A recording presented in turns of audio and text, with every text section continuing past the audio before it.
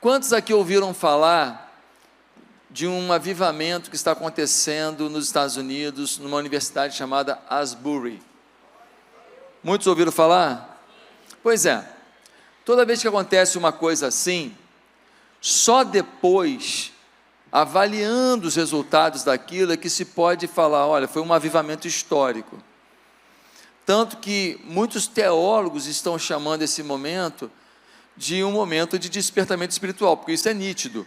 As pessoas ficaram dias e dias e dias adorando a Deus, orando, buscando a Deus.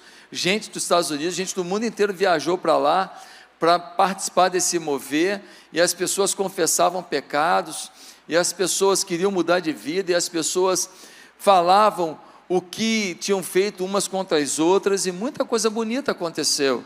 Mas quando a gente fala de avivamento histórico, de um momento assim, de um derramar mais poderoso de Deus, a gente tem que ver os resultados daquilo.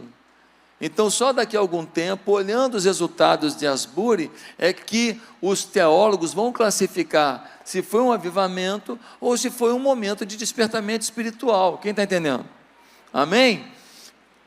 Agora, este movimento, a gente pode crer que possa ser visto como um avivamento histórico.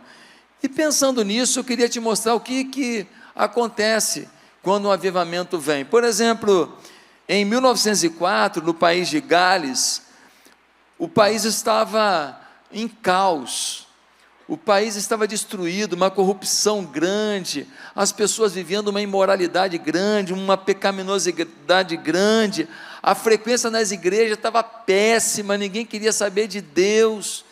E aí Deus usa um homem chamado Evan Roberts como o principal instrumento, mas assim, ele pouco pregava, porque os cultos eram marcados principalmente de muita adoração, muita oração e muito testemunho. Tinham pregações também, mas era tanto testemunho do que Deus estava fazendo, que as pessoas ficavam nos cultos encantadas com a glória de Deus. Em 5 semanas, 20 mil pessoas se uniram às igrejas. Um mês e uma semana, 20 mil pessoas chegaram para as igrejas no país de Gales. Foi uma coisa extraordinária. Os teatros fecharam, não tinha ninguém para ir ao teatro, só queriam ir para a igreja. Uma coisa varreu o país de Gales. Em 1835, um missionário chamado Tito Coan, ele desembarcou num cinturão de ilhas do Havaí, e começou a pregar o evangelho ali. E aí, de repente, um furacão de Deus pegou as ilhas, de tal maneira que as pessoas procuravam onde estava tendo culto. O lugar era grande, e de repente, era 1, 2, 3 cultos, e não parava o culto. Teve um dia que ele resolveu fazer um culto antes do café da manhã. Tinha tanta gente que ele teve que fazer 3 cultos antes de tomar um café. As pessoas em praça pública se reuniam em milhares para ouvir do evangelho. A coisa foi tão forte, que as pessoas gritavam seus pecados no meio da pregação, falando: eu me arrependo, Senhor, eu não quero mais isso.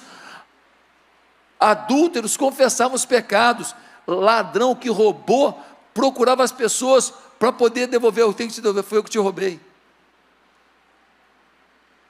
Os bêbados pararam de beber, os barzinhos só vendiam água tônica, Coca-Cola e água, irmão.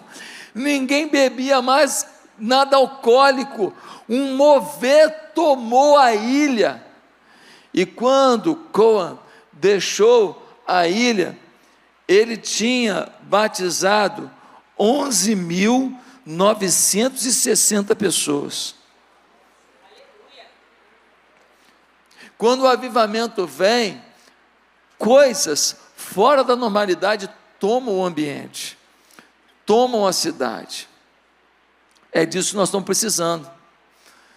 Nós temos hoje algumas igrejas cheias, mas a maioria das igrejas está vazia. Um monte de igreja que tem uns velhinhos lá, o último apaga a luz e vai embora. É muita igreja que está enfraquecida. É porque a gente vê nas redes sociais as igrejas lotadas. Mas é o que está acontecendo. E pior de tudo, é que nós temos um esvaziamento do cristianismo dentro da igreja cristã. Ou seja, igrejas que começam agora a não tocar mais no assunto A, no assunto B, no assunto C. Por quê? Porque não quero incomodar ninguém, estou com medo de ser processado, e então a gente começa a negligenciar as verdades bíblicas para atender a demanda dos ímpios e para não machucar a iniquidade dos que frequentam a igreja.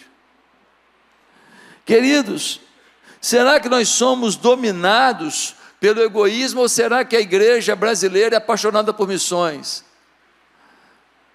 Se pegar todo mundo que frequenta a igreja no Brasil e olhar o número de missionários, quantos crentes precisa para mandar um missionário? Talvez está juntando 20 mil crentes para um missionário. Eu não sei essa conta hoje, já foi 10 mil, eu não sei hoje, porque eu vejo às vezes muitas igrejas focadas tanto no seu ambiente. Nós temos um carpete aqui, esse carpete, esse da frente não, que esse é novo, esse a frentezinha aqui, mas esse você está pisando aí, ó. Esse está pisando. A gente tinha dinheiro para botar um carpete aqui? Tinha dinheiro para botar o melhor carpete? O melhor, podia, o melhor. Mas a gente não tinha dinheiro, porque a gente priorizou fazer creche. Aí um dia, o camarada me liga e fala: pastor, estão tirando um carpete aqui, ó, de tal lugar, que eles vão botar um novo, o negócio é bom, o negócio está novo, o senhor quer dar uma olhada? Eu falei: não vou nem dar uma olhada, vou mandar o caminhão aí agora. Pega tudo, está aí, ó, esse carpete todo que está aí, ó, esse claro aí, que vocês estão pisando aí, onde vocês estão pisando, todo mundo, vocês aí sentado aí, nós ganhamos esse carpete todo. Deus mandou gratuitamente, tem muito dinheiro de carpete que nós ganhamos aqui, era usado, era, mas novo, de alta resistência, está aí, ó. Aí aqui na frente nós botamos um novinho só para florear, tá certo? Então, gente, Deus falou: cara, vocês estão investindo em quem mais precisa, em vez de botar uma coisa para o conforto de vocês, eu vou dar de presente.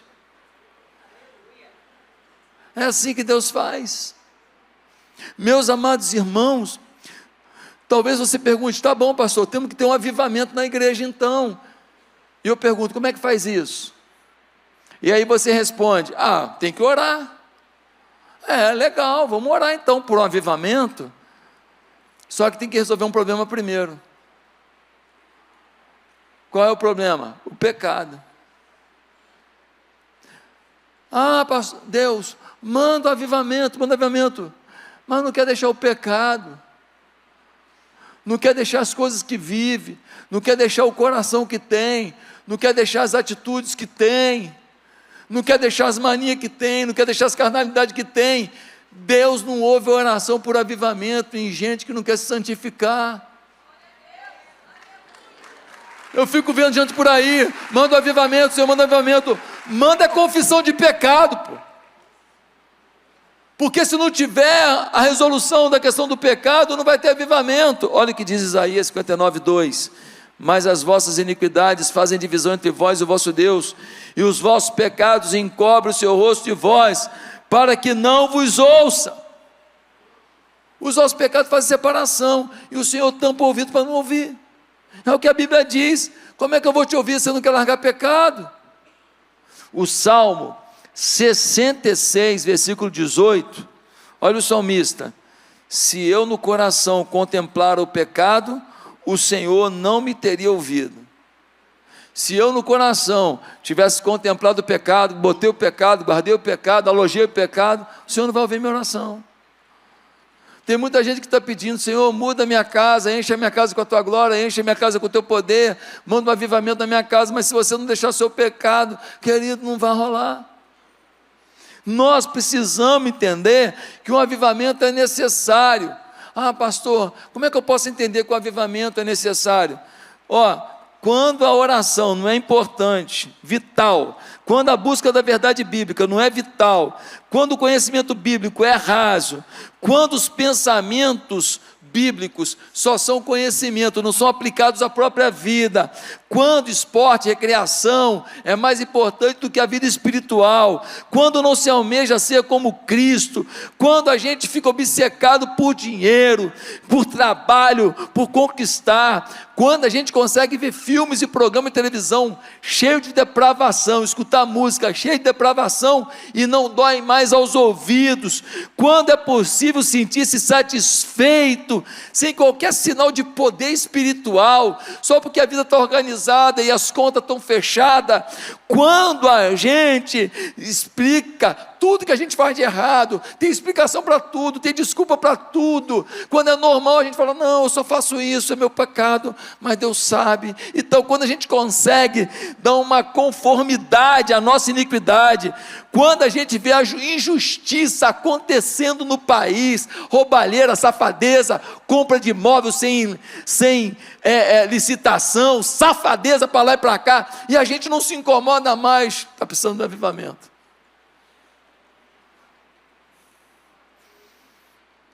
Quando o pecado não incomoda mais, nós estamos precisando de avivamento. Quando gente roubar e você vota em gente que rouba, está precisando de avivamento. Quando você se curva diante de coisas erradas lá no seu setor de trabalho e você faz vista grossa, não te dói mais, está precisando do avivamento. Quando vê gente na rua pedindo dinheiro, passando dificuldade, não te incomoda mais, precisamos do avivamento. Meus irmãos, é por conta disso que eu quero ler o texto de um avivamento que aconteceu em Antioquia, uma cidade aonde a palavra de Deus chegou e foi bombástica, e com base na Bíblia, eu quero dizer para você o que vai acontecer com a gente, se um avivamento for derramado sobre nós, porque nós estamos entrando numa campanha hoje, que a base inicial é: Senhor, queremos o avivamento, amém, irmãos? Por isso, abra sua Bíblia em Atos capítulo 11, Atos capítulo 11,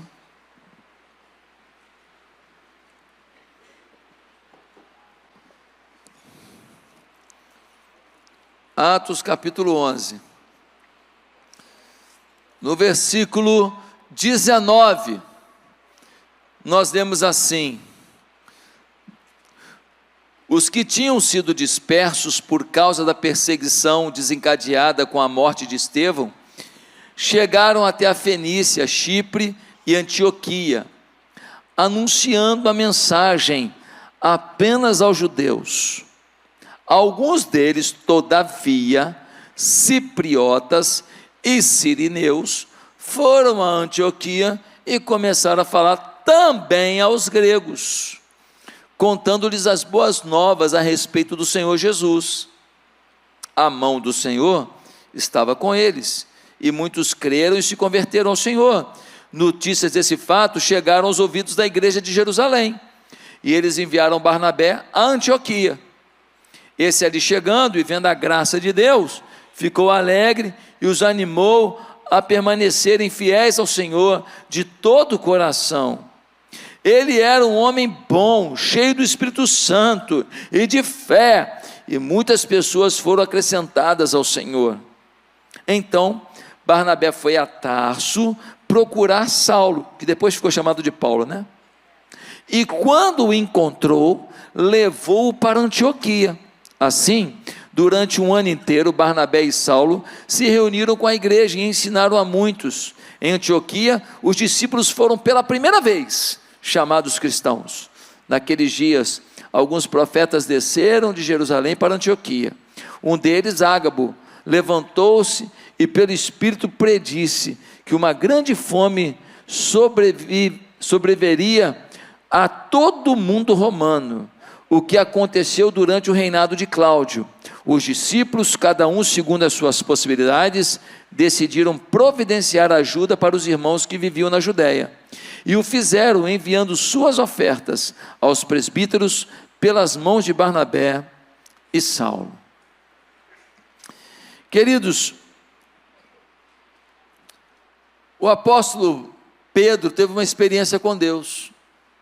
Ele teve uma visão, e vários animais que eram proibidos aos judeus chegaram naquela visão num lençol, e Pedro olhou para aquilo e Deus falou para ele: olha, tem animais aí que vocês acham que o judeu não pode tocar, não pode se alimentar, mas não chame de impuro o que Deus purificou. E ali ele teve o entendimento de que o evangelho não era só para os judeus, o evangelho também era para outros grupos, também era para outros povos, os povos chamados gentios.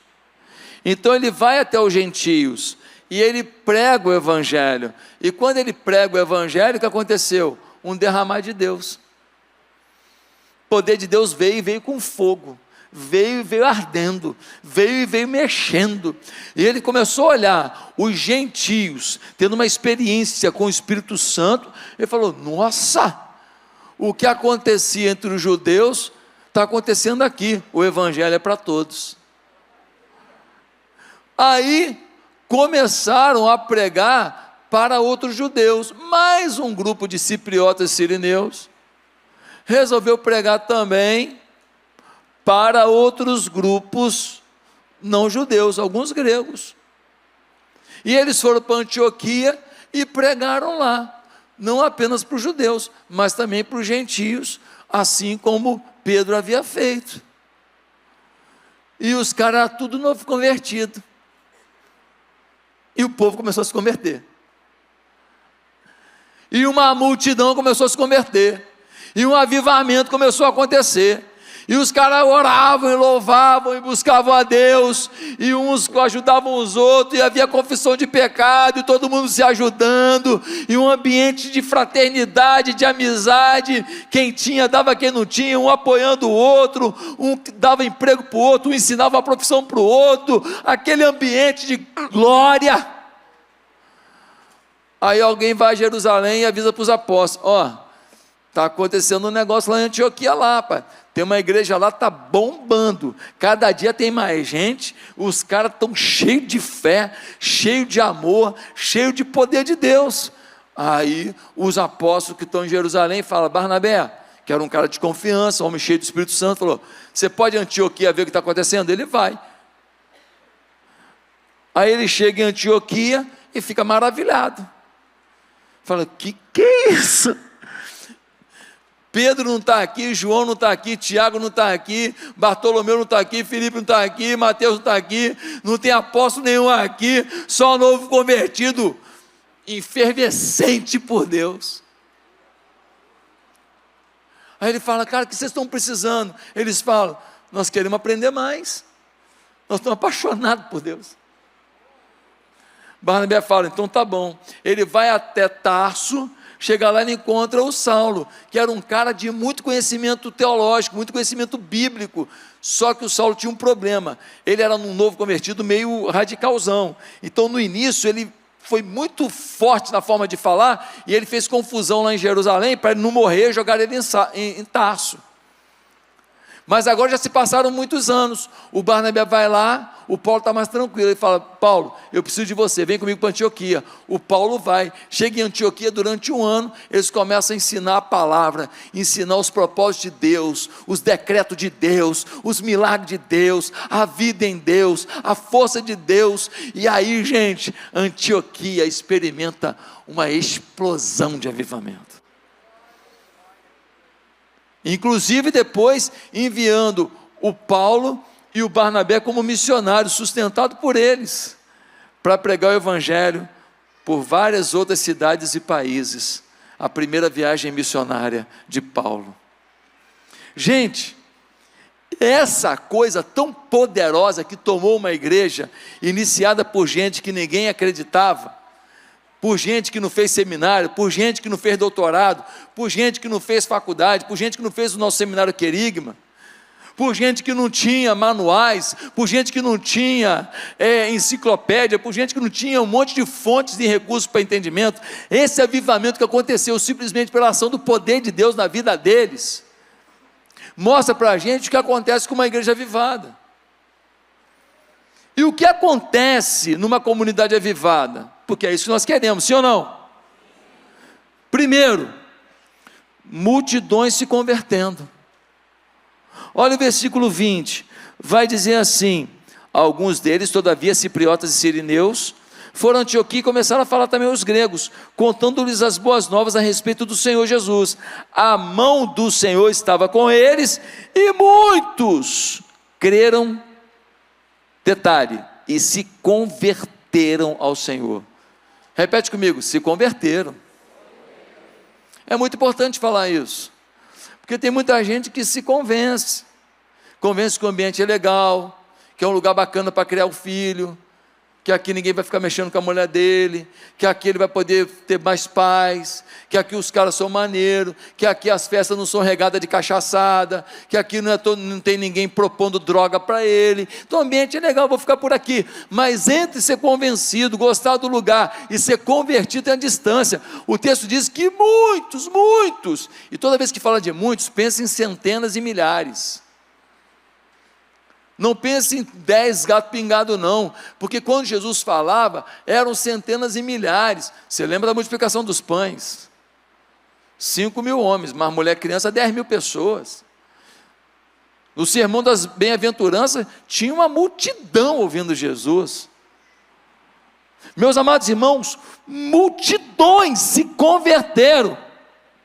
Sabe o que o Dr. Russell Shedd, uma referência de santidade e de conhecimento bíblico, já está com o Senhor, o que ele disse? Nos avivamentos, o preparo e a unção dos semeadores da preciosa semente do Evangelho produzem uma colheita maior do que conseguem líderes mais preparados e experimentados. Quem pregou lá em Antioquia? Gente que acabou de se converter, apaixonado pela palavra de Deus, e isso foi suficiente para atear fogo na cidade. Ei, Deus conta contigo. Deus não conta com o altar, Deus não conta com o Josué, Deus não conta com os pastores, não, Deus conta com cada um de nós. Só vamos ter um avivamento se você fizer a sua parte, se você acreditar que um mover está disponível para quem quer ver gente se convertendo. Meus amados irmãos, se cada um de nós durante a semana fosse um conversor de gente, fosse um transformador de gente, fosse um pregador do Evangelho, irmão, se a gente fosse isso a semana inteira, eu já tinha 10 cultos aqui na igreja, não ia pregar nos 10 não, ia começar às 6 horas da manhã, irmão, 3 cultos lotados ia ser pouco, não ia dar, a gente ia ter multidões na porta querendo entrar, porque todo mundo ia querer saber aonde que está vivendo essa palavra, a pessoa que disse, a pessoa que falou, a pessoa que anunciou. As pessoas iam te seguir. Vou descobrir por que ele tem tanta alegria de Jesus assim, por que ele fala tanto de Jesus. Vamos na encolha, lá na igreja dele, para descobrir. Os caras vêm disfarçados atrás de você, os teus vizinhos, falando, nós vamos lá, para a gente entender como que eles vivem assim. Meus amados irmãos, eu estava agora, fui para Palmas aí, estou no avião no primeiro voo, cheguei de cadeirinha, pá. Aí estou sentado, aí estou do lado de cá, corredor, e uma pessoa do lado. Opa, cumprimentei e tal, como eu faço com todo mundo, pá. Chegou no segundo voo, do meu lado, eu na janela, ele no corredor e ninguém no meio. Falei, não é coincidência, papai está querendo alguma coisa. 2 horas de viagem, de Campinas até Palmas, muito papo, muita conversa, falando do amor de Deus, do poder de Deus, falando do que a nossa igreja faz, falando da nossa creche, falando da nossa comunidade terapêutica. Aquele homem é um alto funcionário do Banco do Brasil, e ele foi ouvindo, e ele falou assim: quanto aprendizado nessa conversa, pastor. Eu vou lá na sua igreja, eu quero ir lá, me dá seu telefone, pastor, eu quero ir lá na sua igreja. Falei: você vai lá sim, e tem uma igreja nossa, que é pertinho da sua casa, ele mora em Botafogo, e nós papeamos muito. Que papo legal. Sabe por quê, gente? Porque nós não podemos deixar de falar de Jesus. Às vezes você não fala de Jesus para a pessoa, que você fala: é importante demais, é rico demais, é muito demais, e então eu tenho vergonha de falar. E o outro é porqueira demais, é sujo demais, também não fala. Você não sabe para quem você quer falar. Você não fala nem para o desfavorecido, nem para o abundante. Querido, pelo amor de Deus, nós temos que falar para todo mundo. Gente é gente. Não tem um aqui que não tem uma dor. Não tem um aqui que não tem um telhado de vidro. Não tem um aqui que não tem uma ferida. Não tem um aqui que não precisa de misericórdia. Não tem um aqui que, se não for a misericórdia de Deus, você não vai conseguir ter uma felicidade plena. Não tem um aqui. Que história é essa? Nós estamos no mesmo barco, um ajudando o outro, sem julgar o outro, estendendo a mão para o outro. Nós precisamos levar o evangelho para todo mundo. As pessoas estão desesperadas: é branco, é negro, é mameluco, cafuso, é rico, é pobre, é culto, inculto, analfabeto, é índio. Está todo mundo no mesmo barco, tem uma alma ali. Uma comunidade avivada tem multidão se convertendo. Segundo, tem gente vivendo em estado de graça. Repete comigo: estado de graça. Olha o versículo 23, diz assim: este ali chegando e vendo a graça de Deus, ficou alegre. Quando Barnabé chegou na igreja de Antioquia, ele não viu uma equipe de louvor tremenda, ele não viu um carpete, ele não viu ar-condicionado, ele não viu LED, ele não viu uma igreja estruturada, ele não viu uma igreja de gestão de altíssimo nível. Não. Sabe o que ele viu ali? A graça de Deus. A graça.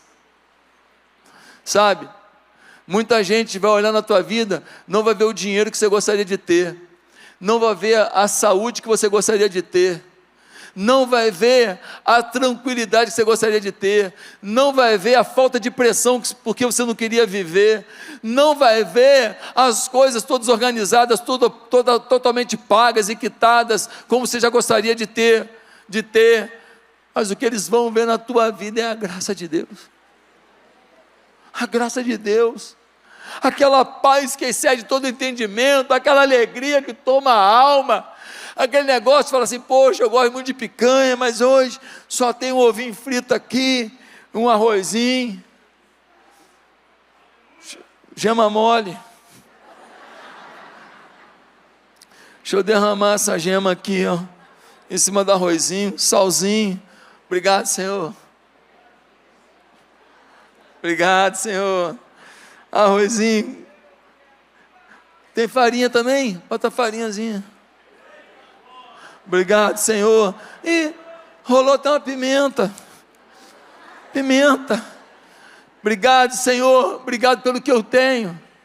Eu gostaria de ter algumas outras coisas, Senhor. Quando o Senhor quiser, o Senhor viabilize para mim. Eu vou continuar batalhando, fazendo a minha parte, mas eu tenho estado de graça na tua presença, Senhor. Estado de graça na tua influência, ó Deus. Aquele povo vivia em perseguição. A perseguição religiosa era abundante. Queriam matar cristãos. Antioquia fazia parte do Império Romano. O Império Romano estava passando por uma grande fome. A fome chegava a Antioquia, mas eles estavam em estado de graça. Não é Brasília, nem o Supremo, nem ninguém que vai definir a tua felicidade. É a graça de Deus. É a graça de Deus. Em terceiro lugar, Quando você chega numa comunidade avivada, você encontra gente com sede de conhecer mais de Deus. Com sede. Pastor, eu quase não leio Bíblia. Às vezes eu leio rapidinho para falar, já li.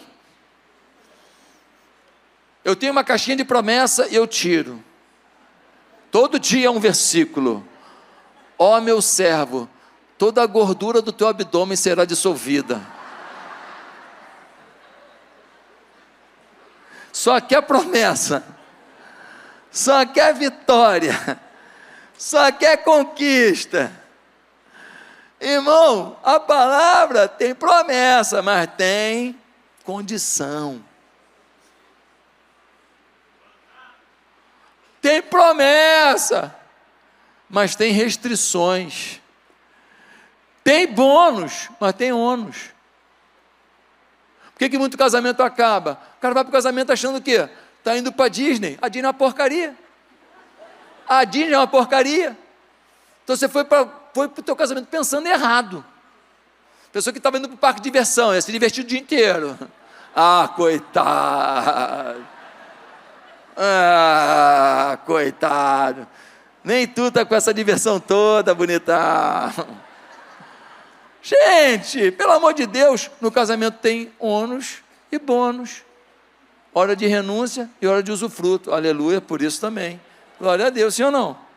Companheirismo, amizade, intimidade, tudo isso que o casamento proporciona. Gente, nós precisamos entender que nós temos que conhecer mais de Deus, querer mais de Deus, vibrar com Deus. Se nós não tivermos sede disso, nós estamos perdidos. Nós temos que conhecer a palavra inteira, o ônus e o bônus. Cumprir o ônus, usufruir do bônus. O que o Barnabé fez?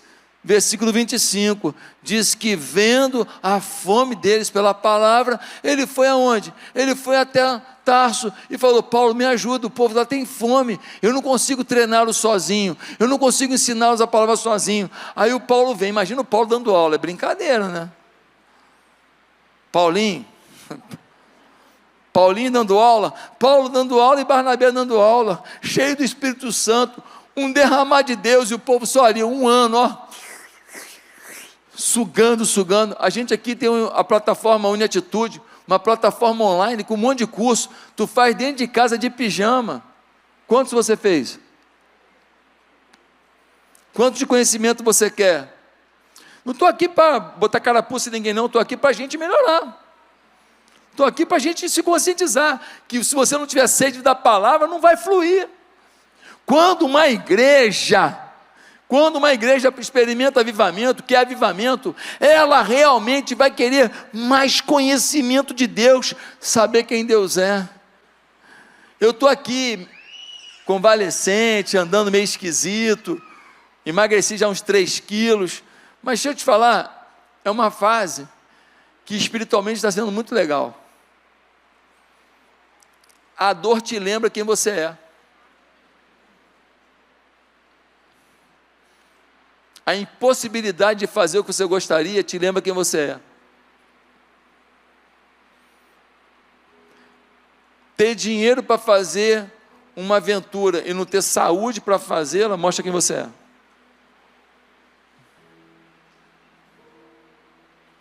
Ter dinheiro para comprar uma comida e não poder comer, faz você lembrar quem você é.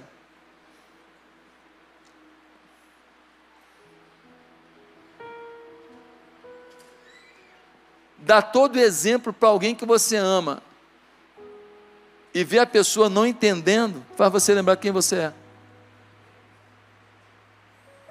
Amar profundamente alguém e ver que essa pessoa ainda não conhece Deus como deveria, e que se morrer hoje vai para o inferno, faz você lembrar quem você é. Ontem, um amigo meu de ministério, um pastor de Minas Gerais, bateu numa estrada lá, o carro pegou fogo e ele morreu. 53 anos, apaixonado por missões, assim é a vida. essas coisas trágicas fazem a gente lembrar quem a gente é. E quando você lembra quem você é, você está a um passo de agora querer entender quem Deus é na tua vida. Porque se eu não me basto, eu preciso de alguém que faça o resto. Se eu não consigo sozinho, eu preciso de alguém que me estenda a mão. Se eu não pago essa conta sozinho, eu preciso de alguém que chegue junto. É o Senhor na sua vida. Nós precisamos conhecer mais de Deus. Gente, precisamos ler Bíblia todo dia. Nós precisamos de Bíblia todo dia, nos apaixonar, ler a palavra pela palavra e não pelo cumprimento de um ritual. Ler a palavra pela paixão pela palavra, pela vontade de conhecer esse Deus mais de perto, de ver nossas orações respondidas, de ver os céus abertos sobre a nossa história. Mas em quarto lugar e último lugar, quando encontramos uma igreja avivada, a gente encontra gente piedosa de verdade. Gente piedosa, olha o versículo 27. O versículo 27 diz assim: naqueles dias, alguns profetas desceram a Jerusalém para Antioquia. Um deles, Ágabo, levantou-se pelo Espírito, predisse que uma grande fome sobreviria a todo o mundo romano. O que aconteceu durante o reinado de Cláudio? Os discípulos, cada um segundo as suas possibilidades, decidiram providenciar ajuda para os irmãos que viviam na Judéia, e o fizeram enviando suas ofertas aos presbíteros pelas mãos de Barnabé e Saulo. Uma onda de fome estava tomando o Império Romano. Antioquia também fazia parte do Império Romano, mas eles ainda tinham comida, e eles souberam que a situação na Judéia estava trágica. O normal seria armazenar, para na hora da escassez ter armazenado, sim ou não? Eles preferiram confiar em Deus, e preferiram enviar suas ofertas para suprir seus irmãos da Judéia, gente que eles nunca viram, gente que eles nunca abraçaram, gente que eles nunca viram nem pelo WhatsApp, nem pelo Facebook, mas irmãos em Cristo. Eles falam: nós temos um pouco a mais, manda para eles. Piedade não é você tirar do que te sobra, piedade é quando você tira do seu sacrifício para ajudar alguém. Piedade não é você tirar o que não te faz falta alguma, piedade é quando lhe custa alguma coisa, custa seu tempo, custa seu dinheiro, custa seu lazer, custa sua tranquilidade.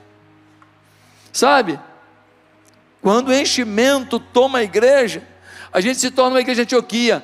No final do século I, os historiadores registram que a igreja de Antioquia sustentava 3.000 órfãos e viúvas. 3.000 órfãos e viúvas eram sustentados pela igreja de Antioquia, porque a piedade era verdadeira. Mas nós temos um monte de gente hoje que só pensa em enriquecer. Eu não sou contra você ter dinheiro, nós falamos de dinheiro aqui 4 domingos seguidos. Eu não sou contra você ter uma vida boa, não. Eu só sou contra você não ter piedade. Eu só sou contra você acreditar que você tem que ter sucesso para encher o seu umbigo, e não ter sucesso para encher a barriga de alguém, ter sucesso para fazer alguém se converter, ter sucesso para testemunhar o quanto que Deus é fiel. Ah, gente, como é bom ver o sorriso na boca de alguém por causa da nossa piedade. Como é bom ver alguém feliz porque a gente foi generoso. Como é bom ver alguém feliz porque a gente foi atrás, a gente evangelizou, a gente ajudou, a gente apoiou. Eu me lembro do avivamento dos morávios, em 1727, esse grupo de morávios, chefiados por um conde chamado Zinzendorf, eles enviaram em 1727, 226 missionários a povos não alcançados. Mais do que todas as igrejas luterana, anglicana, batista da Europa, em 200 anos antes. Teve gente que soube de lugares onde tinha 3, 4 mil escravos nos campos trabalhando, e ninguém pregava para eles. Jovens de 19 anos, 20 anos, se venderam como escravos para habitar entre essas pessoas e pregar o evangelho para elas. Quando eles estavam no navio, as famílias daqui olhando eles no navio, a família sabia que eles nunca mais voltariam, porque seriam escravos. Eles se venderam. Com o dinheiro da venda, pagaram a passagem para viver entre escravos pregando o evangelho. Ei, que preço você paga para alguém conhecer Jesus? Como é que Deus olha a atitude desses jovens e a nossa atitude, e aí fica todo mundo na boa, todo mundo igual?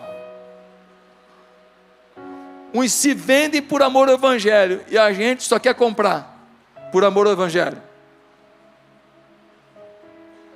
Meu Deus do céu, eu não estou falando para você não ter, eu só estou falando para você ser mais do que ter.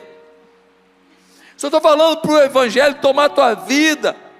David Brainerd, aos 29 anos, morreu de tuberculose, pregando o evangelho junto aos Peles Vermelhos, nos Estados Unidos. Um mover tomou aquele povo, conversões e mais conversões, e aí no final da vida ele fala: eu não gastaria a minha vida de outra maneira, senão pelo mundo inteiro. 29 anos, tuberculoso, um jovem, que morreu no campo por amor às pessoas. Sabe, não viver o avivamento, não querer o avivamento, não é um sinal de que a gente está frio, é um sinal que a gente é desobediente. É pior. Meus amados, hoje nós vamos lançar uma grande cruzada aqui, uma grande campanha, porque nós queremos avivamento, nós queremos mover de Deus, nós queremos a presença de Deus, nós queremos os milagres sobre a nossa casa e a nossa família, sim ou não? Por isso que eu quero te aconselhar a ler nesse mês esse livro aqui, ó, Paixão pelas Almas, Oswald Smith.